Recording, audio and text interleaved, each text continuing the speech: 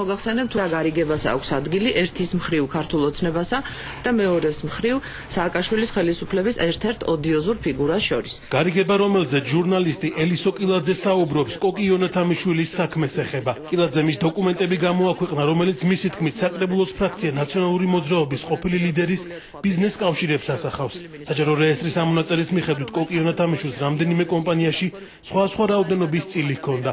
ერთ-ერთი ასეთი კილაძის განმარტებით შპს საბურთალო 2007-ია. 2011 წლიდან უკვე შენობა გახდა შპს საბურთალო 2007, სადაც მისი წილი უკვე არის ჯერ 7%, ხოლო შემდეგ 5%. 2011 წლიდან აქ ამ კომპანიაში საბურთალო 2007-ში 78%-იანი წილის მფლობელი ხდება Belcor Holding Panama. კილაძის ინფორმაციით, ოფშორულ ზონაში დარეგისტრირებული კომპანია Belcor Holding Panama საჯარო რეესტრის ამონაწერის მიხედვით პეკინის 41-ში მდებარე სავაჭრო პარკში ყველაზე დიდ წილს ფლობს.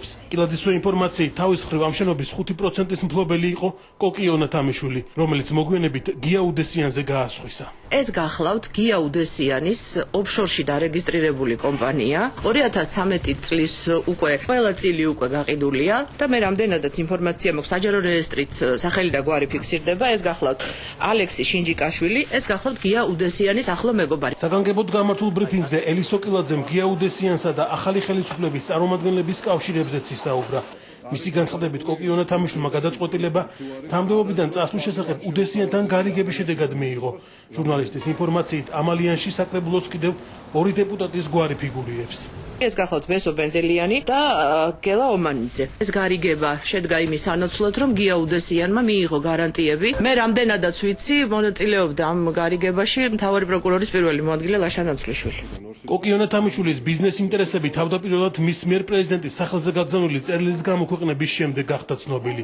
ფრაქციის ყოფილი ხელმძღვანელი ამ თემაზე კომენტარს დღეს არ აკეთებს. კილაძის მიერ დასახელებულ ალექსი შინჯიკაშვილთან და გია უდესიანთან კავშირებს კი შპს საბურთალო 2007-ში კატეგორიულად უარყოფენ. შინჯიკაშვილი არანაირ კავშირში არ არის. აზრზე არა ვარ, ვინ არის შინჯიკაშვილი. აზრზე არა ვარ, საერთოდ ვინ არის. და ბატონაშა, კოკი იონათამიშვილს თუ ქონდა აი ამ საბურთალო 2007-თან დაკავშირებით გარკვეული. კოკი იონათამიშვილის არის საბურთალო 2007-ის 2%-იანი წილის მფლობელი. გიორგი უდესიანს რა კავშირები ქონდა აი ამ საბურთალო 2007-თან დაკავშირებით? არაფერი გაქვს გიორგი უდესიანი, მე ვიცი, ისე ჩვეულებრივად.